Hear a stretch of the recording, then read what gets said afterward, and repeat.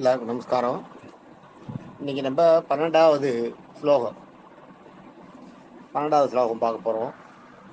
அநாதி நிதனம் விஷ்ணும் சர்வலோக மகேஸ்வரம் லோகாத்தியட்சம் ஸ்துவன் நித்யம் சர்வதுக்காதிகோபவே.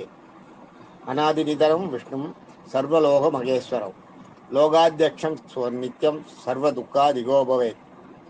இது நீங்கள் கரெக்டாக அந்த ஃபார்மலில் சொல்லணுன்னா அந்த இது ஸ்லோகத்தை சொல்லும்போது அநாதினிதனம் விஷ்ணும் சர்வலோக மகேஸ்வரம் லோகாத்தியட்சம் ஸ்துவன் நித்யம் சர்வதுக்காதிகோ பவேத்.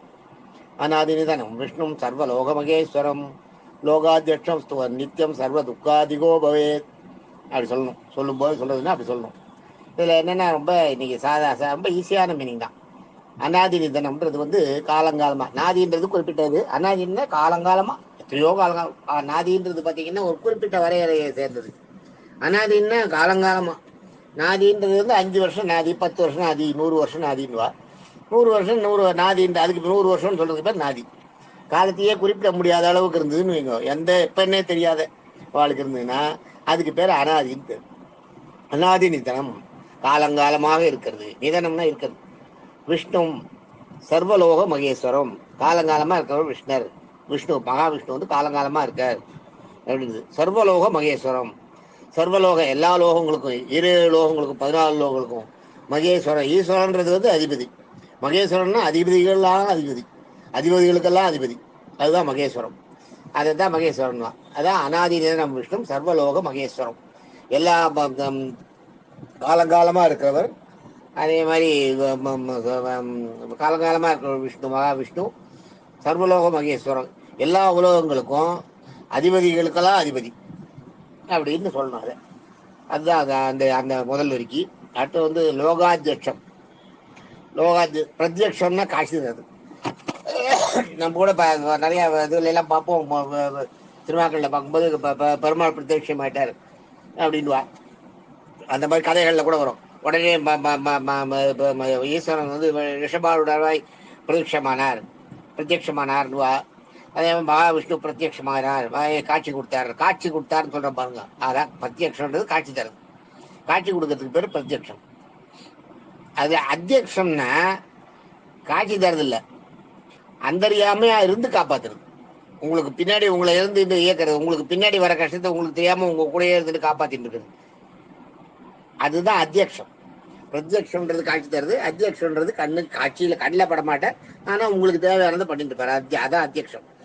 கண்ணில் படாம, உங்க கண்ணில் படாம அந்தரியாமி. அந்தரியாமின்னா தெரியுமா? அந்தரியாமின்னா மறைவா இருக்கிறது, உங்க கண்ணுக்கு தெரியாது, ஆனா இருப்பார், அங்கதான் இருப்பார். உங்க பக்கத்துல நின்றுட்டு இருப்பார், உங்களுக்கு தெரியாது. அதுதான் அந்தரியாமி.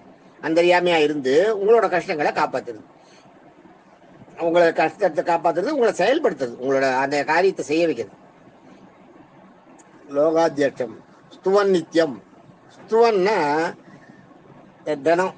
ஸ்துவன்றது நித்தியம்ன்றது தினம்.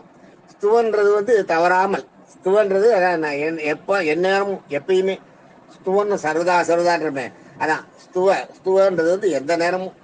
அதான் ஸ்துவன் நித்தியன்றது எந்த நேரமும் தவறாமல் வழிபடுது. தினம் தினம். நித்தியம்ன்றது தினம் தினம். ஸ்துவன் நித்தியம்னா தினம் தினம் தவறப்படுதல். நித்தியம்னா தினம், ஸ்துவன் நித்தியம்னா தினம் தினம் தவறாமல் வழிபடுதல். சர்வ துக்காதிகோபவே. சர்வன்னா அனைத்து, துக்கான்னா உங்களுக்கு ஏற்படுற கஷ்ட நஷ்டங்கள். துக்கான்றது உங்களுக்கு ஏற்படுற கஷ்ட நஷ்டங்கள். சர்வ துக்கா திகோபவேத்துல திகான்னா பாவங்கள். திகான்னா பாவம். நம்ம பேர் பாவத்துக்கு பேர் திகான்னு பேரு. அதனால திகா சர்வ துக்கா திகோ பவேத். பவேத்னா விடுபடுறது. இந்த துக்கங்கள்ல இருந்தெல்லாம் உங்களை விடுபட வைப்பாராம் மகாவிஷ்ணு. அதுதான் தினம் தினம் தவறாமல் வழிபட்டு வந்தீங்கன்னா உங்களுக்கு இருக்கிற எல்லா துக்கங்கள்னா எத்தனையோ விதமா இருக்கு துக்கங்கள். மனசுல போராட்டம், நல்லது. இந்த துக்கத்துல எத்தனையோ மன கஷ்டம், மனவேதனை, பண கஷ்டம், மன கஷ்டம், சரீர கஷ்டம், அது மாதிரி இருக்கிற துக்கம்ன்றது ஒரு துக்கத்துக்கு ஒரு இதுவே கிடையாது. எத்தனையோ விதமான துக்கங்கள் இருக்கு. அந்த கஷ்டங்களையும் எல்லா கஷ்டங்களையும் உங்களுக்கு சர்வ துக்கா, அதான் சர்வ துக்கா திகோபவேத். அது மட்டும் இல்ல, திகான்றது பாவங்கள். அதுக்கப்புறம் நீங்க செய்யற பாவங்கள், அந்த பாவங்கள் எல்லாத்துல இருந்து நீங்க விடுபடணும்னா உபவயத்தினா விடுபடுறதுன்னா என்ன பண்ணுறோம்னா இந்த லோகாத்தியட்சம் ஸ்துவன் நித்தியம் பெருமாளை வந்து மகாவிஷ்ணு அநாதினி தினம் அவரை வந்து நீங்கள் சேவிக்கணும்னு அர்த்தம். அவரை தினம் தவறாமல் வழிபட வேணும்னு அர்த்தம்.